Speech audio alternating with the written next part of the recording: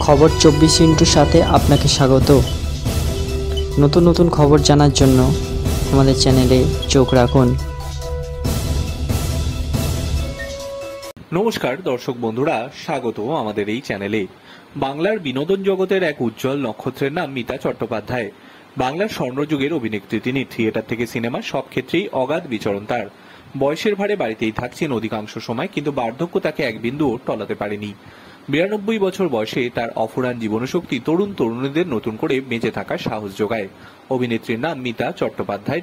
DD Bangla চ্যানেলের সঞ্চালিকা, কালজয়ী mega serial জন্মভূমির পিসিমা তিনি।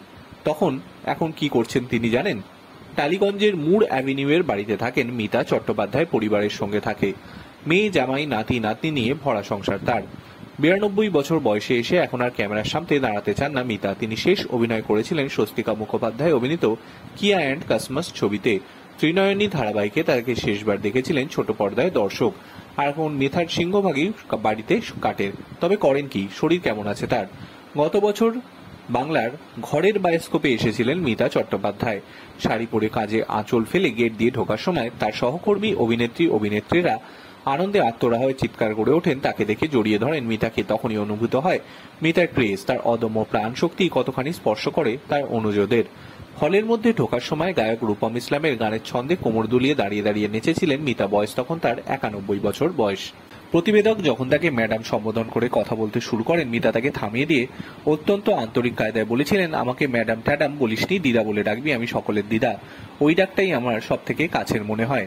সত্যি তিনি টলি ইন্ডাস্ট্রির দিদা। সকলেই আদর করে ওই নামেই ডাকেন তাকে।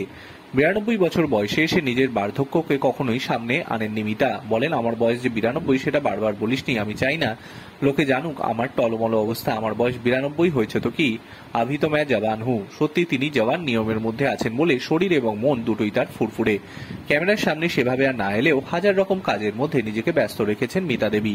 তার প্রিয় কাজ কবিতা লেখা, ছড়া লেখা, বই লেখা। এই নিয়েই মেতে থাকেন সকাল থেকে রাত। অনেক ভোরে ঘুম থেকে উঠে মিতা নিয়ম করে খবরের কাগজ পড়েন খুঁটিয়ে। রাজ্য দেশ বিদেশের খবর তার মুখস্থ। খাওয়া দাওয়াও নিয়ম মাফিক চলে। ঈশ্বরে ভক্তি আছে বলে নিয়মিত পুজোটাও করেন। মঙ্গলবার, বৃহস্পতিবার, শনিবার এলে তিনি ভীষণ ব্যস্ত। ঠাকুর ঘরেই এটা সেটা করে বেলা গড়িয়ে যায়।